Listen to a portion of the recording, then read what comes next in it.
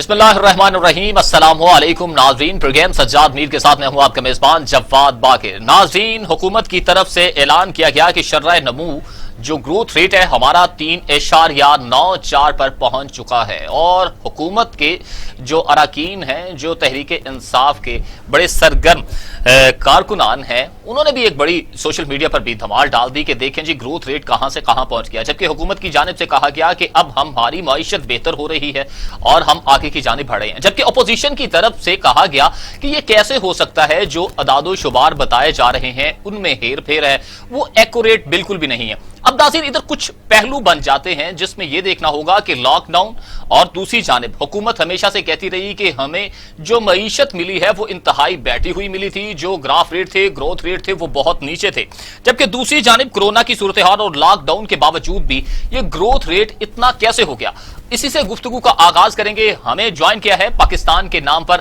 تجزیہ کار، کالم نگار، اور آپ کو بتائیں کہ موجود ہیں دانشور سجاد میر صاحب، ہمیں ویڈیو لنک پر جوائن کیا ہے، ان کے ساتھ بھی موجود ہیں پاکستان کے نام پر ماہر معاشیات ڈاکٹر شاہد حسن صدیقی صاحب۔ میں پہلے میر صاحب کی جانب آتا ہوں۔ میر صاحب، کیا دیکھ رہے ہیں یہ شرح نمو جو 3.94 کہہ دیا گیا ہے، لگتا ہے ہمیں کچھ حقیقت بھی ہے؟ دیکھیں، بات یہ ہے کہ چارٹ پہلے تو ہم گندم خرید رہے تھے، چینی خرید رہے تھے، اور ہم کہہ رہے تھے کہ ہم ہندوستان سے کپاس بھی خریدیں گے، ہماری فصلیں کم ہوئی ہیں۔ اچانک خبر آئی کہ بلکہ ہمارے جو نئے وزیر خزانہ ہیں وہ بتا رہے تھے کہ معیشت تباہ کر دی انہوں نے۔ دوسرا بیان انہوں نے دیا کہ اگر ہم 7%، 6% گروتھ ریٹ کریں تو پھر ہم ترقی کر سکتے ہیں۔ اس سے یہ پتا ہوا کہ ان کے ٹارگٹ دو تھے، مہنگائی کو دور کرنا اور گروتھ ریٹ بڑھانا۔ ان کے آتے ہی ایک مہینے کے اندر اعلان ہو گیا کہ جناب پاکستان کا گروتھ ریٹ 4% ہے، 3.9 پہ کتنا ہے۔ اچھا، اس کے آنے سے لوگوں کو شکوک پیدا ہوئے کہ یہ اچانک کیسے ہو گیا، کل تک تو رونا رو رہے تھے، آج یہ بتا رہے ہیں کہ ہمارا گروتھ ریٹ بہت ہے اور اتنا زیادہ ہے کہ ہم فخر کر سکتے ہیں۔ انہوں نے آ کے کہا کہ بھئی یہ میرے تو نہیں انڈیپینڈنٹ اعداد و شمار ہیں، منصوبہ بندی کے تحت ہے یہ محکمہ اعداد و شمار کا، وہ ہے منصوبہ بندی انڈیپینڈنٹ ہے، اتنا انڈیپینڈنٹ جتنا نیب ہے، اور وہ انڈیپینڈنٹ ہے اور انہوں نے یہ اعداد و شمار دیے ہیں، تو اگلے سال میں انشاءاللہ 5% کر دوں گا۔ تو یہ ساری جو کہانی ہے کہ دنیا کو شاید یہ امیج دینا چاہتے ہیں شوکت ترین صاحب کہ پاکستان میں یہ جو خیال تھا کہ معیشت بیٹھ گئی ہے وہ غلط ہے۔ اصل خیال یہ ہے کہ ہم ترقی کر رہے ہیں، گروتھ کی طرف جا رہے ہیں، کورونا کے باوجود جا رہے ہیں۔ اس میں پازیٹیو باتیں ہیں کچھ، اس پہ لگتا ہے کہ ہماری معیشت تھوڑی سی بہتر ہوئی ہے، ترسیل زر بڑھی ہے، اس کی وجوہ اور ہے۔ یہ ہے کہ ہماری اگر ایکسپورٹ بڑھی ہیں تو اتنی بڑی ہیں کہ 25 پہ اٹکی ہوئی ہے، کبھی 25 سے کچھ کم رہ جاتی ہیں، کبھی اس سال کہیں گے کچھ بڑھ گئی ہیں۔ تو یہ سارا قصہ ہے کیا؟ میرا خیال میں شاہد حسن صدیقی صاحب ہمارے ساتھ موجود ہیں، میں بہتر سمجھوں گا کہ یہ بال میں انہی کے کوٹ میں ڈال دوں، وہ ہمیں بہتر طور پر بتا سکیں گے کہ اصل نقشہ کیا ہے۔ جی جناب صدیقی صاحب، کیا حال ہیں آپ کے؟ ڈاکٹر صاحب ٹھیک ہیں آپ؟ الحمدللہ۔ کیا ہے یہ نقشہ کہ 4% ہو گئی اچانک ہماری گروتھ اور خوشی سے برا حال ہو گیا ہمارا، تو کیا کہیں گے آپ؟ سجاد میر صاحب، میں آپ ہی کی بات کو آگے بڑھاؤں گا۔ پہلے یہ بتا دوں کہ یہ جو حکومت نے کہا ہے، یہ انہوں نے کہا کہ جی پچھلے مہینوں کی جو کارکردگی ہے اس کی بنیاد پر ہمارا تخمینہ ہے کہ یہ ہوگا، یہ نہیں کہا کہ یہ ہو جائے گا، انہوں نے تخمینہ ہے۔ اور ابھی تو مئی کے اعداد و شمار ہی آپ کے پاس نہیں آئے ہیں، ابھی تو جون آنا باقی ہے۔ تو یہ تو ایک انہوں نے تخمینہ بتایا ہے بڑھا کر، اس لیے کہ جو ہنگامہ آرائی آپ سب حضرات نے مہنگائی پہ شروع کر دی تھی تو اس کو کہا کہ نہیں جی اب دیکھیں یہ اچھی ہوگی، تو اس میں کچھ جو ہے تھوڑا سا سیاست کا بھی ہے۔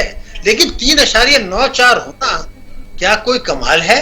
میں ذرا آپ کی توجہ دلاتا ہوں، اس حکومت کا جو پہلے 2 سال تھے اس میں جو گروتھ ریٹ ہے وہ اوسط وہ ہے 0.75، جو پاکستان کی تاریخ کی بہترین، اور میں 3.94 جو کہ نہیں ہوگی، جی جناب، صحیح مان لوں تو 3 سال کا اوسط ہوگا 1.7، جی جناب، جو اگین پاکستان کی تاریخ کا بدترین ہوگا۔ ایک دوسری چیز جو سمجھنے کی ہے، ایک میں آپ کو بتاؤں کہ ساری دنیا میں ویکسینز لگی، الحمدللہ پاکستان میں بھی لگی، تو اس سے اکنامک ایکٹیویٹی بڑھی، پھر تمام دنیا میں ہزاروں ڈالر اسٹیمولس پیکج دیے کہ جو تباہی یا بربادی ہوئی ہے اس کو ٹھیک کیا جائے، اور ہماری حکومت نے بھی دی ہے۔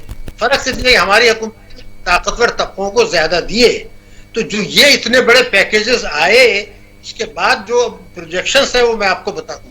بھارت جہاں بہت تباہی آئی ہے, مودی کی منحوست بھی اس میں شامل ہے, وہ جو ہے جس میں کہ 4 لاکھ آدمی روز ہو رہے ہیں, اس کا پروجیکشن ہے ساری دنیا کا 12.64. ان تمام بربادیوں کے اصلی پیکیجز آ رہے ہیں. جب امریکہ کی اکنامی بڑھ رہی ہے, چین کی بڑھ رہی ہے, تو وہ دنیا میں ٹرانسلیٹ تو ہوگی نا. اور پھر پیکیجز تو بھارت کا جو آیا ہے وہ آیا ہے 12.4.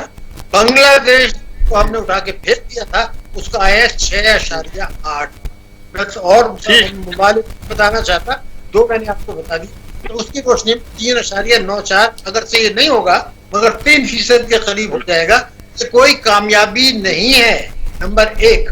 مگر جو اہم ہے وہ یہ ہے کہ ساری دنیا کہہ رہی ہے, IMF ورلڈ بینک کہہ رہا ہے, ہم بھی کہہ رہے ہیں کہ یہ جو آپ نے اتنے زبردست پیکیجز دنیا بھر کے دیے گئے ہیں اگلے سال نہیں دیے جائیں گے نہ پاکستان میں دنیا میں. تو اس سال جو گروتھ ریٹ ہوگی ساری دنیا کی اور پاکستان کی اگلے سال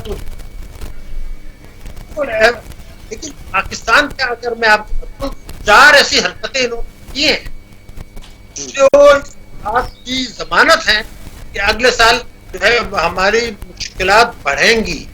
کوئی اس میں شبہ کوئی اس کو آرگو نہیں کرتا. دیکھیے بات کیا, پہلا کام آپ نے یہ کیا, یہ جو ہمارا ریٹ تھا وہ 13.25 سے کم کر کے 7% کر دیا. انفلیشن 11% ہے. اور انہوں نے کہا دنیا میں کس نے اتنی کم, جتنے ہم کم کر دی, انفلیشن 11% ہے. تو جو آدمی 100 روپے کا قرضہ لے رہا ہے اس کا 111 تو ویسے ہی ہے, آپ اس سے کم کر کے کم دے رہے ہیں تو آپ کو پیسہ کم واپس, تو اس سے اکنامک ایکٹیویٹی بڑھے گی. اس کی کاسٹ کس نے گئی, 2 کروڑ سے زیادہ پاکستانی, ان کی جو شرح منافع فروری 2020 میں 11.25 تھا, آپ نے اس کو 5.5 کر دیا. اس سے ان کو 450 ارب روپے کا جھٹکا مارا.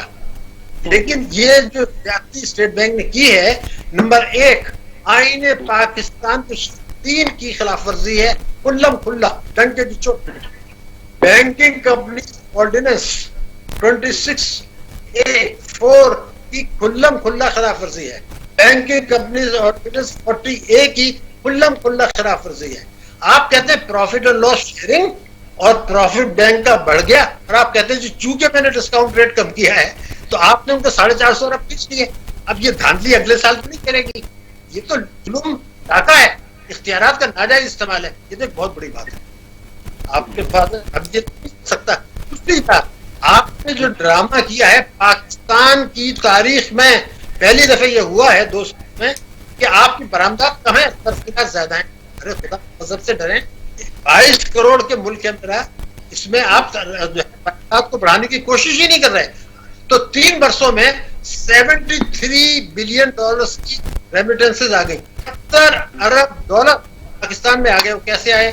تو چوری کا پیسہ حوالے ہے, اس میں ٹریولنگ بھی بند ہوئی ہے.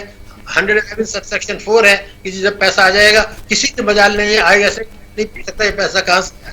یہ 73 ارب ڈالر جو آ گئے, اگر اس کو استعمال کرتے معیشت کے لیے تو یہ تو ہمارا گروتھ 10% ہوتا. آپ نے کیا کام کیا؟ برآمدات کو نہیں بڑھنے دیا اور امپورٹ بے تحاشا بڑھی تو تجارتی خسارے کو کم کرنے کے لیے کر لیا. یہ آگ سے کھیلنا کہلاتا ہے. آگ سے. اگر اس حکومت کے 3 سالہ دور میں 8 ارب ڈالر کی ترسیلات بڑھی 18 اور 20 میں, اور 1 ارب ڈالر کی برآمدات بڑھی, یہ کیسے ہو سکتا ہے؟ نوکری تو برآمدات سے ملتی ہے. مگر ایک اور آپ کو بات بتا دوں, جب عمران خان صاحب تشریف لائے تھے تو $1 تھا 124 روپے 20 پیسے کا. آپ کو بھی پتا, مجھے بھی پتا. سجاد میر صاحب یہ بتائیے کہ جب آپ نے 154 روپے کر دیا, ایکسپورٹر تو 124 کی بجائے 154 ہے, ریٹ آپ کے ایکسپورٹ بڑھے. آپ نے $1 اس کو آیا جبکہ 200 ارب کے آپ نے بھیج دیے, اور ڈالر کو پہلے آپ 124 سے 168 پہ لے گئے, اور پھر 168 سے آپ 154 پہ لائیں, جس کو کہتے ہیں میری کامیابی. ارے بھائی وہ آپ نے ایکسٹرا بڑھایا تھا. شوکت طرین نے ایک بات صحیح کی ہے کہ اسٹیٹ بینک جو یہ حکومت نے جو لفظ استعمال کیا, جو یہ زر مبادلہ زبردستی گرایا, یہ غلط تھا. اور یہ شرح نوٹ جو پہلے بڑھائی وہ بھی غلط تھی. ہم نے آپ کے پروگرام میں کہا تھا کہ یہ دونوں غلط ہیں, اور اس سے 6000 ارب روپے کا نقصان ہوا. مگر یہ کرنے والے تو رضا باقر ہیں, تو اس کو بھی تو بلا کے جائے کہ یہ آپ نے کیوں کیا تھا. تو اب یہ جب اتنا کچھ روپے گرانے کے بعد اگر برآمدات نہیں بڑھیں تو میرے تو خیال ہے ہمیں سر پکڑ کے بیٹھنا چاہیے کہ میرے ملک کی برآمدات کیوں نہیں بڑھی. تیسری بات یہ تھی کہ آپ یہ دیکھیے کہ اس سال تجارتی خسارہ ہمارا اپریل تک $4 ارب بڑھ گیا ہے. ہانی مون ختم ہو گیا اس کا. اور اگلے سال اسٹیٹ بینک یہ کہہ رہا ہے کہ کرنٹ اکاؤنٹ ڈیفیسٹ $4.5 ارب مائنس ہوگا جو 2016 میں تھا جب بحران آیا تھا. یہ جو آپ نے $20 ارب سے نیچے لے کے آئے تھے, تماشا کیا تھا امپورٹس کم کر کے اور یہ ساتھ کر کے, تو ہانی مون ختم ہو گیا. چوتھی بات جو میں آپ کو بہت امپورٹنٹ بتانے والا ہوں وہ یہ ہے کہ آپ کے پاس اس سال کتنی اضافی رقوم آئی. پہلی چیز یہ کہ آئی ایم ایف نے آپ کو $1.4 ارب ایڈیشنل قرض آپ کو مل گیا. آپ کو G20 ممالک نے یہ کہا کہ جناب ابھی آپ قرضے واپس نہ کریں, آئندہ کر دینا. اس کے بعد عالمی منڈی میں تیل کی پینڈیمک کی وجہ سے بعد میں لیں گے وہ پیسہ. پھر آپ نے عالمی منڈی میں تیل کی قیمت کم تھی, جس کی ایکٹیویٹیز کم تھی. اب یہ چونکہ بڑھنا شروع ہوگی ایکٹیویٹیز, تو تیل کی قیمتیں بھی اوپر جانے والی ہیں, تو یہ برقرار نہیں رہے گی. پھر یہ جو میں نے آپ کو بتایا کہ یہ ریمیٹنسز بھی آ گئیں, پھر آپ نے پیکیجز بھی دے دیے, پھر آپ نے یہ کہا کہ جو تعمیراتی سیکٹر ہے اس میں چوری کا ڈاکے کا پیسہ لگا دے. خدا کے غضب سے ڈریں, کب تک یہ چوری ڈاکے کا پیسہ یہاں لگے گا؟ اس کی وجہ سے ٹیکسوں کا نقصان ہو رہا ہے. تو یہ جو بنیادی وجوہات ہے کہ برآمدات دنیا میں نے جو تھوڑا بہت سیکھا ہے وہ یہ ہے ایکسپورٹ لیڈ گروتھ. تمام حکومتیں کہتی ہیں ایکسپورٹ لیڈ گروتھ. یہ حکومت آئی ہے کہ جو چوری کا پیسہ ہے وہ 111 سبسیکشن 4 اور ریمیٹنس آ رہی ہے, سب کچھ 4 ملکوں سے جو ہے $73 ارب کا, 2 ملکوں سے اس کا 47% آیا اور 4 ملکوں سے اس کا 70% آیا. اگر انہوں نے جھٹکا مار دیا تو آپ کہاں جائیں گے؟ کسی کو سوچنے کی ضرورت ہے کہ نہیں ہے؟ تو یہ بالکل واضح ہے کہ اگلے سال یہ گروتھ مومنٹم نہیں رہے گی. اور آپ جو چیز میں آپ کو بتا رہا ہوں یہ میری ذمہ داری ہے, اور اگر آپ یا کوئی اور آپ کے پروگرام میں آ کے اس کو ڈیلیٹ کرنے چاہیں یا اسٹیٹ بینک کے گورنر کو کہیں تو کر دیں. بہت خوش. جو کچھ حرکتیں ہو گئی ہیں اس کے نتیجے میں اللہ کرے میری بات غلط ہوگی نہیں, 2075 2075 تک اسلامی جمہوریہ پاکستان کی فی کس آمدنی OECD ممالک سے کم ہوگی. آپ تو دگنے کی بات کبھی ٹائیگر کرنے کی بات کر رہے ہیں بھائی. 2075 تک آپ نیچے چلے جائیں گے. جو حرکتیں آپ کر رہے ہیں آپ کا گروتھ ریٹ ہو ہی نہیں رہی ہے. لیپا پوتی کی معیشت, لیپا پوتی کی کچھ لوگ انہوں نے اب 1-2 روز کے میدان میں چھوڑے ہیں جن کا کام یہ ہے کہ وہ آ کے بکواس کر کے چلے جائیں تاکہ جب کوئی پروگرام ڈھنگ کا ہو جھگڑے اس میں چھپ جائے. لیپا پوتی کی معیشت ہے, یہ کمزور بنیادوں کی معیشت ہے, یہ جو ہے فیگرز کو مینیپولیٹ کرنے کی معیشت ہے, ایکسپورٹ کی معیشت نہیں ہے, خود انحصاری کی معیشت نہیں ہے. تو میرے ملک کو اور آپ کے ملک کو اللہ تعالیٰ نے جو وسائل دیے تھے, جو ہمیں اور آپ کو صلاحیت دی تھی, اس سب کو پیچھے ڈال کے ایک ایسی چیز کو دیا جا رہا ہے. لیکن شوکت ترین صاحب کی بات کو میں اگر آپ پورا اجازت دیں تو بتا دوں, انہوں نے یہ نہیں کہا, انہوں نے یہ کہا تھا کہ تحریک انصاف کی حکومت نے معیشت کا بیڑا غرق کر دیا ہے اور اس کی سمت غلط ہے اور اس کو ٹھیک کرنے میں 4-5 سال لگیں گے. 1 ہفتے کے بعد جب ان کو نوکری مل گئی تو انہوں نے کہا کہ جی تحریک انصاف نے معیشت ٹھیک کر دی تھی, یہ تو پینڈیمک آ گیا. ارے بھائی پینڈیمک تو آپ کے لیے لاٹری ہے جو میں نے آپ کو بتایا. تو جب آپ کہتے ہیں تباہ ہو گیا اور آپ اس کے تباہ ہو گیا نہیں, معیشت کا بیڑا غرق ہو گیا, 4-5 سال لگیں گے. اس کے بعد 1-2 ہفتے بعد آپ کہتے ہیں معیشت تو ہم نے ٹھیک کر دی تھی, پینڈیمک آ گیا. تو ان کی کون سی ساکھ رہ گئی, مجھے آپ یہ بتائیے, کون سی ساکھ ہماری رہ گئی؟ پھر وہ کرٹیسائز کرتے ہیں تو وہ تو آپ اس نے کیا تھا. پھر وہ یہ کہتے ہیں کہ جو اس سال کا جو ہم نے IMF سے ایگریمنٹ کیا تھا جس میں رضا باقر شامل تھے وہ غلط تھا, ہارش تھا.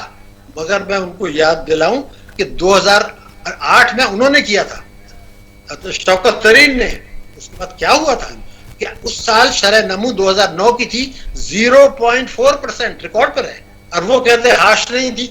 تو پھر وہ ہارش نہیں تھی, اور افراد زر تھا 17%. اور اس سال جو فرینڈس آف پاکستان کا ایگریمنٹ تھا جو کیا گیا تھا وہ پاکستان کی تاریخ کا سب سے بڑا دھوکہ تھا. انہوں نے دھوکہ دے کے ٹریپ کیا, 1.5 سال تک دھوکہ دیتے رہے, اور بعد میں جب حکومت چلی گئی تو ان سب نے ایڈمٹ کر لیا, تک شوکت ترین نے بھی ایڈمٹ, جن کا تھا کہ جی ہم سے غلطی ہو گئی. یہ غلطی نہیں تھی.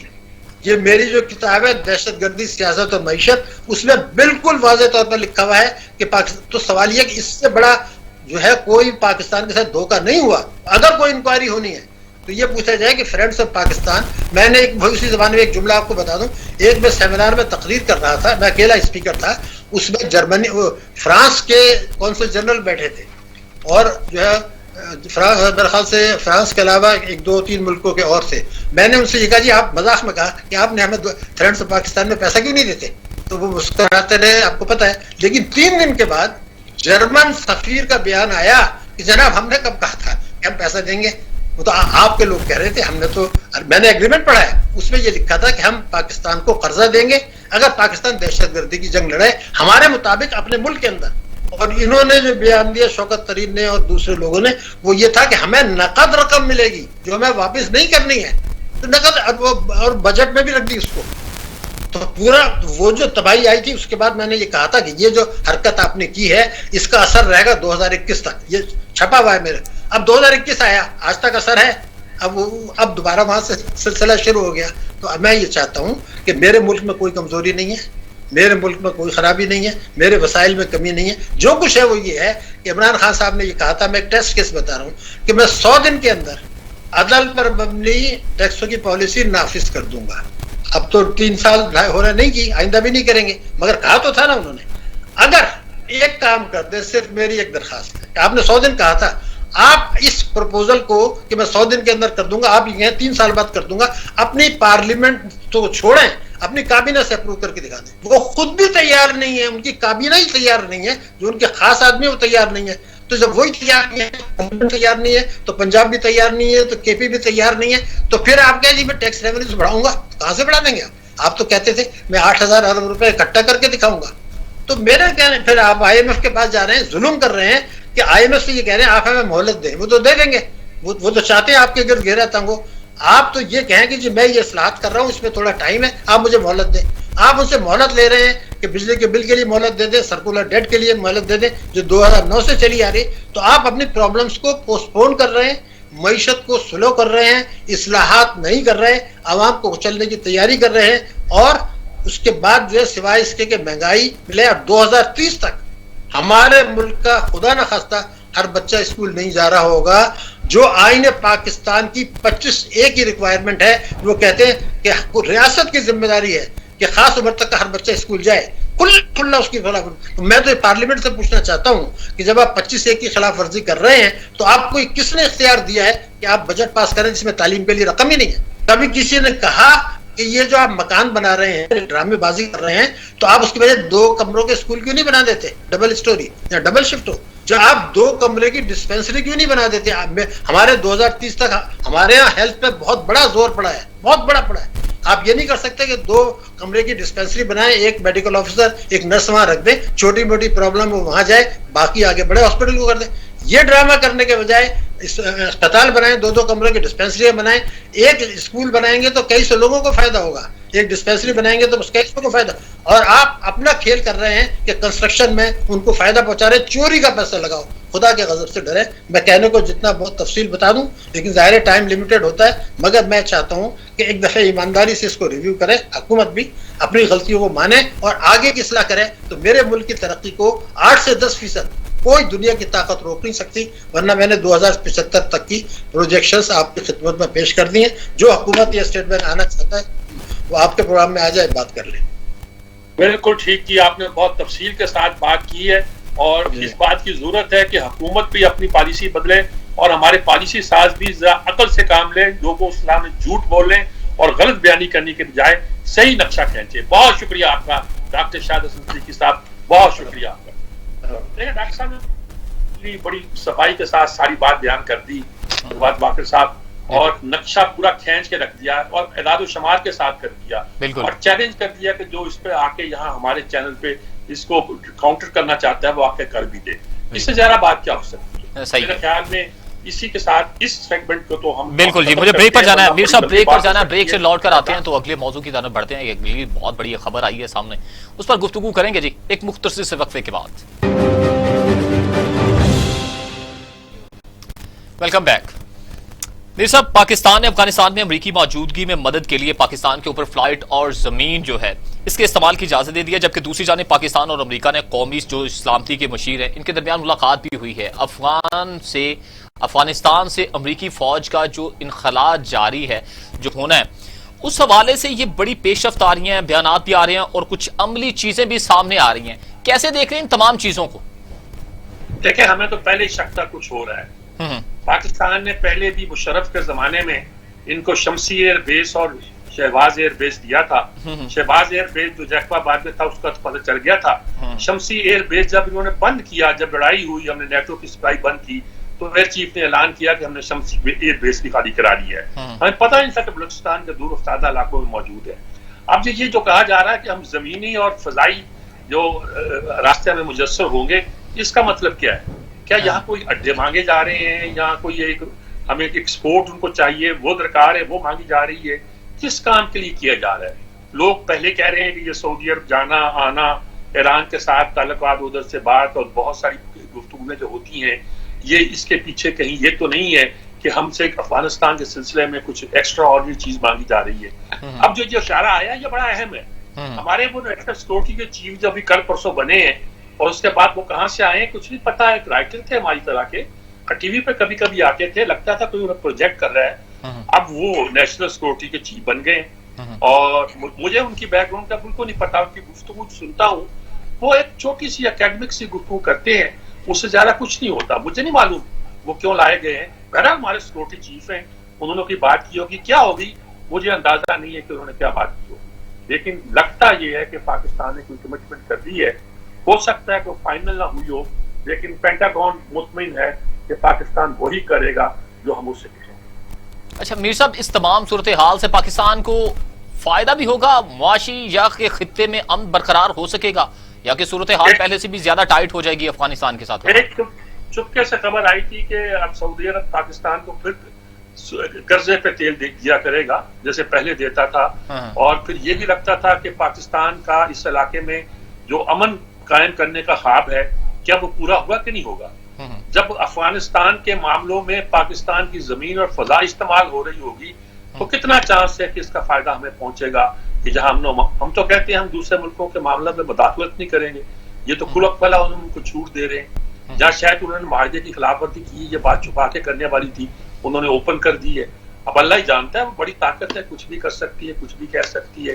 اب اس کا مطلب کیا نکلتا ہے؟ میر صاحب، آپ کیا دیکھتے ہیں یہ خطے کے امن کو لے کر یہ کون سے ملک کے لیے الارمنگ سچویشن ہوگی، یہ تمام صورتحال کو دیکھتے ہوئے؟ پاکستان کے لیے الارمنگ سچویشن ہوگی، باقی کس کے لیے ہوگی؟ افغانستان تو بیچارہ پھنسا ہوا ہے ہی، اس کے لیے تو مشکلات ہیں ہی، لیکن وہ یہ کہتے ہیں کہ امریکہ جو ہے اب وہاں موجود نہیں رہنا چاہتا، وہ اوور سائٹ کرنا چاہتا ہے۔ پہلے جب اس نے ہمارے ایئر بیس استعمال کیے تھے تو اوور سائٹ کے لیے نہیں، بلکہ جہاں سے اٹیک ہوتے تھے، جہاں سے ڈرون جاتے تھے، ہمارے ہی شمالی علاقوں میں ماری کر کے واپس آ جاتے تھے۔ تو وہ ایک بالکل ایسا قصہ تھا جو مشرف نے ایک طرح سے بیچ ڈالا تھا پاکستان کو، اور اس کا آج تک اب بھگتان بھگت رہے ہیں۔ اور جب اس سے ذرا پاکستان نے پاؤں کھینچنا چاہے، خاص طور پر جنرل کیانی کے زمانے میں جب نیٹو کی سپلائی بند کی گئی یا شمسی ایئر بیس بند کیا گیا، تو ہم تو بڑے ایک طرح کا عطاب نازل ہوا تھا امریکہ کا اور دوسرے ملکوں کا۔ سجاد بھائی صاحب ہمیں جوائن کیا ہے اسی پر گفتگو کرنے کے لیے، ماہر ہیں افغان امور کے رحیم اللہ یوسف زئی صاحب جی ہمارے ساتھ لائن پر موجود ہیں۔ رحیم اللہ یوسف زئی صاحب سے زیادہ کون جانتا ہوگا، وہی بتا سکتے ہیں، میں تو اندازے لگا رہا ہوں صرف۔ السلام علیکم یوسف زئی صاحب۔ ہیلو، السلام علیکم یوسف زئی صاحب۔ آپ کی آواز نہیں آ رہی۔ رحیم اللہ یوسف زئی صاحب آواز آپ کو آپ کی آ رہی ہے؟ سجاد میر صاحب کی آواز نہیں آ رہی۔ سجاد میر صاحب کی آواز نہیں ہے، سجاد میر صاحب کو کنیکٹ کریں جی۔ آپ بولیں میر صاحب جی۔ زئی صاحب آواز آ رہی ہے؟ جی بالکل آواز نہیں آ رہی، کوئی مسئلہ ہے؟ اچھا مسئلہ ہے، اچھا مسئلہ آ رہا ہے کوئی؟ اچھا رحیم اللہ یوسف صاحب گفتگو کر رہے تھے سجاد میر صاحب، آپ ان سے پوچھیں، میری طرف سے یہ سوال پوچھ رہے ہیں جی جی کہ یہ جو کہا گیا ہے کہ پاکستان کی فضائی اور زمینی حدود استعمال کر سکیں گے اوور سائٹ کے لیے، اس کا کیا مطلب ہے؟ اس کے پاکستان پہ کیا؟ جی بالکل، جی بالکل۔ رحیم اللہ یوسف زئی صاحب آپ ہمیں سن پا رہے ہیں؟ جی آپ کی آواز آ رہی ہے؟ اچھا رحیم اللہ یوسف زئی صاحب، بات یہ ہے کہ گفتگو چل رہی تھی کہ پاکستان کی فضائی جو ہے پاکستان کے اوپر فلائٹ اور زمین کے استعمال کی اجازت بھی دے دی ہے، یہ امریکہ کی طرف سے کہا گیا ہے افغانستان پر نظر رکھنے کے لیے، تمام تر چیزوں کو دیکھنے کے لیے. نہیں، ہم کہتے ہیں کیسے کہ زمینی اور فضائی حدود استعمال کرنے جی جی بالکل زمینی اور فضائی حدود استعمال کرنے کی. یہ بالکل دیکھیں وزیر اعظم کے دفتر سے بھی ایک بیان آیا ہے، اس میں زیادہ تو وضاحت نہیں کی گئی لیکن امریکہ یہ دعویٰ کر رہا ہے اور پاکستان مان گیا ہے ان کو زمینی اور فضائی راستہ دیا جائے گا. تو یہ بہت بڑا فیصلہ ہے اور مجھے تھوڑی حیرانی بھی ہو رہی ہے کہ اس کے اوپر پارلیمنٹ میں کوئی بحث نہیں ہوئی، کوئی میڈیا میں بات اس طرح نہیں آئی اور اچانک نیشنل سیکیورٹی ایڈوائزر امریکہ اور پاکستان کے ملے اور یہاں پہ فیصلہ ہو گیا.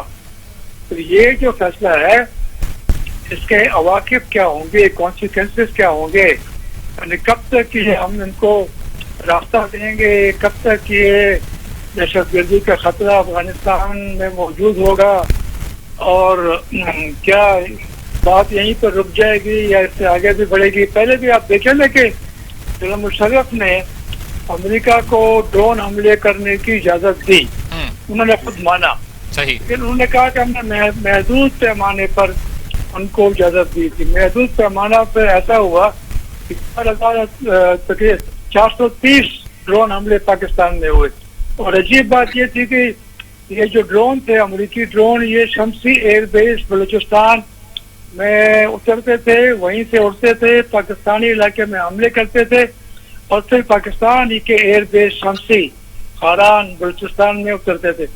تو ہم نے ایسا بھی کیا، جیکب آباد کا ہم نے ایئر بیس دیا، ہم نے کیا نہیں کیا اور پھر کیا ہمیں کیا ملا، یعنی ہمیں تو الزام تراشی ہی پاکستان کے خلاف ہوئی، بلیم گیم ہوئی. تو مجھے کافی اس کے اوپر تشویش ہے کہ ہمیں یہ جو اتنا بڑا فیصلہ کرنے جا رہے ہیں اور وہ وزیر اعظم جو کہتے تھے کہ ہم دوسروں کی جنگوں میں نہیں پڑیں گے، ٹھیک ہے دہشت گردی کے خلاف تعاون کریں گے، وہ تو ہم کر رہے ہیں، خود بھی ہم لڑ رہے ہیں، خود بھی ہم قربانیاں دے رہے ہیں، لیکن ہمیں کہاں تک امریکہ سے تعاون کرنا چاہیے اور کتنے عرصے کے لیے کرنا چاہیے اور کیا امریکہ کے پاس اور ذرائع نہیں. امریکہ تو بار بار دعویٰ کر رہا تھا کہ خلیج میں ان کے پاس کافی فوجی اڈے ہیں، قطر میں ہے، بحرین میں ہے، اردن میں ہے، عمان میں ہے اور ڈیگو گارشیا میں ہے اور پھر وہ ازبکستان میں بھی کوشش کر رہے ہیں کہ خان آباد کا جو ایئر بیس ہے پہلے بھی امریکہ نے وہ لیز پہ لیا تھا، پھر اس کو لے لیں. تو جب ان کے پاس اتنے وسائل ہیں، اڈے ہیں، قریبی ہیں افغانستان کے، تو پھر پاکستان سے یہ سب کچھ لینے کی کیا ضرورت ہے. اور میں آپ سے کہہ رہا ہوں کہ پاکستان میں جو فضا ہے وہ امریکہ کے خلاف ہے اور یہ حکومت کے لیے بھی مشکلات پیدا ہو جائیں گی اگر واقعی ایسا ہوا ہے اور اس کے اوپر عمل درآمد ہوا. اچھا صاحب، یہ جو ہمارے سیکورٹی کے چیف نئے نئے بنے ہیں اور کچھ عرصے سے انڈکٹ ہوئے ہیں اس معاملے میں، معید یوسف صاحب، ان کی بیک گراؤنڈ سے آپ واقف ہیں؟ یہ کون ہیں، کیا ہیں؟ یہ بالکل معید یوسف صاحب کو ہم جانتے ہیں، کئی کانفرنسوں میں ہم لوگ نے شرکت کی اور یہ آپ کو پتہ ہے کہ یہ ہیں تو ہمارے پاکستانی ہیں لیکن امریکہ میں بڑا عرصہ یہ گزرے، وہاں پہ رہے، وہاں پڑھتے رہے، وہاں پہ ایک تھنک ٹینک ہے اس میں کام کرتے رہے اور جو انہوں نے جو کچھ لکھا ہے یا اپنی کتاب میں یا جو انہوں نے مضامین لکھے تو اس میں کافی پاکستان کے اوپر تنقید ہوتی تھی. یعنی ایسا نہیں ہے کہ یہ پاکستان کے کوئی بہت زیادہ حامی تھے پاکستان کی پالیسی کے، حسین حقانی کی حد تک نہیں گئے لیکن انہوں نے بھی کافی چیزوں کے اوپر پاکستان کی پالیسیوں کے اوپر جو پہلے تھی اس کے اوپر تنقید کی ہے. ابھی پھر یہ پاکستان آ گئے اور ان کا عہدہ بھی بڑھا دیا گیا ہے اور ان کو بڑی ذمہ داری سونپی گئی ہے. تو یہ بھی اس کا ان کا جو بیک گراؤنڈ ہے ظاہر ہے میرے خیال میں اس کو مزید بھی ابھی کوریدا جائے گا اور یہ پوچھا جائے گا کہ بھائی ان کو کیوں بنایا گیا، کیا ظاہر ہے یہ اتنا بڑا عہدہ جو دیا ہے نیشنل سیکیورٹی ایڈوائزر جس کے اوپر ستاج عزیز جیسے لوگ رہے ہیں، اس کے اوپر اور اہم لوگ رہے ہیں، تو یہ ظاہر فوج کی مرضی سے ہوگا، فوج اس میں عمل دخل تو ہوگا اس فیصلے میں. تو ہم نے دیکھنا ہے کہ اس کا فائدہ ہوگا یا ہمیں نقصان ہوگا.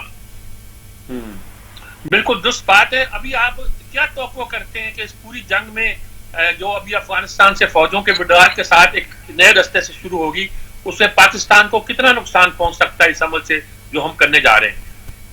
देखिए, पहली बात तो ये है कि अगर वहाँ पे अमन मुआहदा नहीं होता और अमेरिकी फौज निकल जाती है तो फिर फौरी तौर पर अमेरिका को ये पाकिस्तान के फजाई और ज़मीनी रास्ता दरकार होगा, और ये मालूम नहीं है कि अड्डे दे दिए जाएंगे, लेकिन जिस तरह पहले भी नेटो सप्लाई लाइन पाकिस्तान के रास्ते थी और पाकिस्तान की फजा भी इस्तेमाल हो रही थी, तो वो तो होगी। तो अगर वहाँ पे जंग में इजाफा होता है, तालिबान पेशकदमी करते हैं, और आप देख रहे हैं 1 मई के बाद 6 जिले जो हैं उसके ऊपर तालिबान ने कब्जा कर लिया है और मजीद उनकी फतूहात जारी है, और अफगान फौज जो है उसका हौसला जो है वो कमजोर पड़ रहा है। तो अगर वो किसी बड़ी शहर के ऊपर या पूरे सूबे के ऊपर कब्जा करते हैं और अमेरिका उनके खिलाफ कार्रवाई करता है या दहशतगर्दी के नाम के ऊपर अमेरिका कार्रवाई करता है, तो फिर तो क्योंकि पाकिस्तान का रास्ता इस्तेमाल होगा तो पाकिस्तान भी एक तरीके से जंग में मुलविस हो जाएगा, और जो पाकिस्तान मुखालिफ को होते हैं वो इसका फायदा उठाएंगे। पाकिस्तानी तालिबान कहेंगे कि हम नहीं कहते थे कि पाकिस्तान की पॉलिसी जो है वो अमेरिका के हक में है, पहले भी थी अब भी है, और अफगान तालिबान खास तौर पे पाकिस्तान से नाराज हो जाएंगे।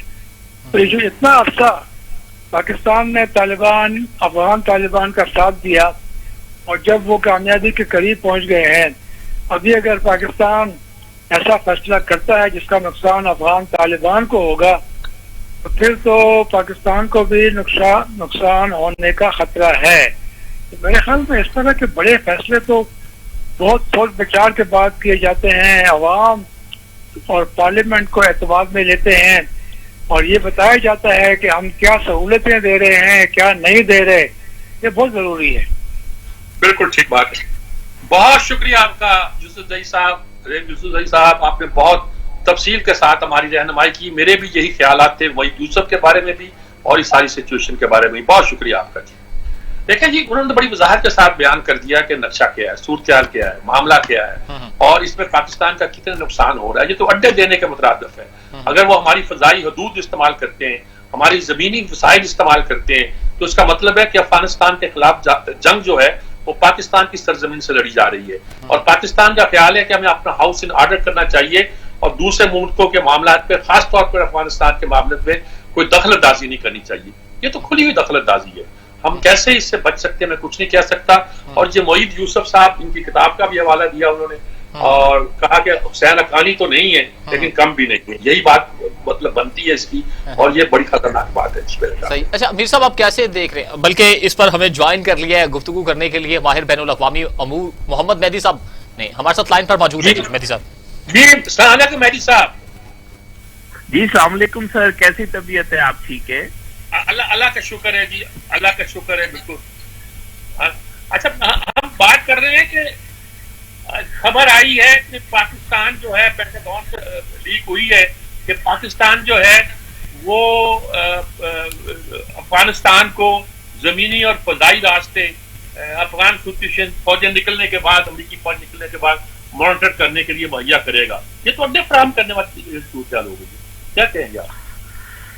जी बिस्मिल्लाहिर्रहमानिर्रहीम। जी असल में ऐसा हुआ है कि अभी जो पिछले हफ्ते में डेविड जो उनके नायब वजीरे दिफा हैं, उन्होंने सेनेट की जो आर्म कमेटी है उसके सामने वो पेश हुए थे और वहां उन्होंने सेनेटर जो पाकिस्तान के हवाले से बड़े मारूफ सेनेटर है और बहुत ज्यादा पाकिस्तान के दौरे भी कर चुके हैं और बहुत समझते हैं पाकिस्तान को, मैं जाती तौर पे इस बात से आगाह हूँ। उन्होंने ये सवाल पूछा कि पाकिस्तान का क्या रोल होगा मजीद सारी सूरत हाल।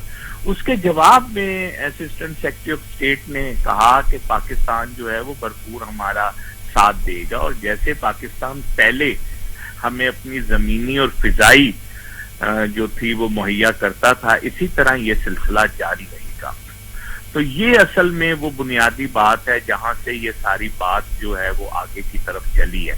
और हम ये बात पिछले कुछ अरसे से सुन रहे थे कि दालबदीन के अलावा नसीराबाद में जो एक नया एयरपोर्ट बन रहा है जिसपे कहा जा रहा था J-17 का एक फ्लीट वहां पे खड़ा होगा, उस एयरपोर्ट के ऊपर अमेरिका की नजर है कि अमेरिका को वहां पे एक्सेस मिले। और अब अगर हम इसको जरा इस अंदाज में देखें जो आप पूछ रहे हैं मुईद यूसुफ साहब का, तो पिछले हफ्ते मुईद यूसुफ साहब को तरक्की दी गई और वो मामले के बजाय मुशीर दाखिला, वो मुशीर कौमी सलामती बनाया गया। और हमारे वजीर खारजा भी अमेरिका जा रहे थे और ये कोशिश हो रही थी कि वहां के वजीर खारजा से मुलाकात हो, लेकिन वो तो मुमकिन ना हो सका। लेकिन मुईद यूसुफ साहब की मुलाकात जो थी वो वहां पर तय हो गई। और आप जानते हैं कि मुईद यूसुफ साहब जो हैं यहाँ से पहले इंस्टीट्यूट ऑफ पीस अमेरिका के साथ मुंसलिक थे बहुत सालों से, और जब इमरान खान साहब 2019 में गए थे तो इंस्टीट्यूट ऑफ पीस के अंदर इमरान खान साहब ने एक लेक्चर दिया था जिसको होस्ट जो था, उसके जो मेजबान थे प्रोग्राम के, वो मुईद यूसुफ थे। और पहली दफा था किसी पाकिस्तानी वजीर आजम को वहां के सदर ने होस्ट नहीं किया था, बल्कि एक और पाकिस्तानी ने उसको होस्ट किया था, क्योंकि उससे पहले रवायत थी नवाज शरीफ और बाकी लोगों की के वहां का प्रेसिडेंट करता था। बहरहाल उसके बाद उनको जो है वो मामले खसूसी बनाया गया और अब अचानक जो है वो उनको तरक्की दे दी गई। और अब उनकी मुलाकात के बाद जो चीज सामने आई है वो उन्होंने ये फरमाया है कि हमारी दो तरफा अमूर के ऊपर इलाकाई और आलमी, मैं जाती तौर पे एक सोचने समझने के हवाले से मैं समझता हूँ शायद आलमी सतह पे तो कोई बात नहीं हुई है, लेकिन ज्यादा गुफ्तगू जो हुई होगी वो इलाकाई सतह पर हुई होगी। और अगर हम इस विजिट को इमरान खान साहब के सऊदी अरब के विजिट से मिलाकर देखें और वहां से जो बातें सामने आई थी, तो हम ये बहुत आसानी से समझ सकते हैं कि एक तो वहां पर अफगानिस्तान का ये मामला डिस्कस हुआ है और इसे आगे ले जाने की बात हुई है, और इसमें ये प्रोविजन रखी गई है कि पाकिस्तान हमारे लिए मजीद कुछ करेगा। तो आपने देखा होगा अभी पिछले हफ्ते वहां पर एक बिल को तैयार किया गया है जो बहुत सालों से पाकिस्तान को लारा दिया जा रहा था कि पाकिस्तान के ट्राइबल एरिया के अंदर एक सनतें लगाई जाएंगी और उन सनतों से जो माल बनेगा वो अमेरिका के अंदर विदाउट ड्यूटी के उसको लिया जाएगा, और वो पाकिस्तान के लिए एक बूस्ट होगा पाकिस्तान की इकोनॉमी के लिए। तो ये सारी चीजें जो हैं, और फिर सबसे बढ़कर जो बहुत सारे लोग कह रहे हैं कि वहां पे कश्मीर के हवाले से भी गुफ्तगू हुई है। और अगर हम आज की ताज़ा तरीन डेवलपमेंट देखें तो वजीर खारजा साहब के वापस आने के साथ ही आज प्राइम मिनिस्टर साहब जो है वो हमारी जो सबसे इम्पोर्टेंट इंटेलिजेंस एजेंसी है उसके ऑफिस गए हैं, और वहां पर भी उन्होंने एक ब्रीफिंग ली और वहां पर भी अपने ख्यालात से नवाजा है। और ख्याल यही किया जा रहा है कि कश्मीर के हवाले से और अफगानिस्तान के हवाले से वहां पर भी, तो ये सारा एक जो है इसे हम पैकेज के तौर पर देखते हैं। और ये आपको मुझसे बेहतर पता है कि पाकिस्तान ने हमेशा जो है वो अमेरिका को जो है वो बड़ी मदद करी है, और अमेरिका को हमेशा से जो है वो अड्डे वगैरह भी पाकिस्तान देता रहा है। हमें अवाम को बहुत देर में पता चलता है, खासतौर पे मुशर्रफ के दौर में या अयूब खान साहब के दौर में, लेकिन ये सब सिलसिला जो है चलता रहा है। अब इसमें जो नई डेवलपमेंट है वो ये है कि इससे पहले चीन का और पाकिस्तान के ताल्लुकात तो बहुत अच्छे थे, लेकिन इस तरह जो था सी पैक और ये सारे मामलात नहीं थे। अगर ये अमेरिका के साथ ये सारी डेवलपमेंट होती है तो इसे चीन किस तरह देखेगा, और खास तौर पे बलूचिस्तान के अंदर अगर अमेरिका बाकायदा बैठता है तो सी पैक की क्या पोजीशन होगी। तो ये सब जो है ये बड़े सवालात सामने आए। ठीक बात है जी, बहुत शुक्रिया आपका बहनी साहब, बहुत तफसील के साथ आपने बात की। मोई यूसुफ का सवाल तो हम पूछने वाला था, लेकिन आपने तफसील के साथ उसको भी बयान कर दिया। अल्लाह पाकिस्तान की हिफाजत करे, इससे ज्यादा मैं इस मामले पर कुछ नहीं कह सकता। और मामला बड़े अजीब रुख इख्तियार करते जा रहे हैं जो किसी लिहाज से भी पाकिस्तान के लिए बेहतर नहीं है। सही मीर साहब, इसी को मैं क्लोजिंग रिमार्क्स ले लूं? जी बिल्कुल, यही क्लोजिंग। सही है, बहुत शुक्रिया आपका जी। प्रोग्राम का वक्त अपने इख्तिताम को पहुंचा। इसके साथ ही अपने मेजबान जवाद बाकिर को दीजिएगा इजाजत, अल्लाह ने के बाद।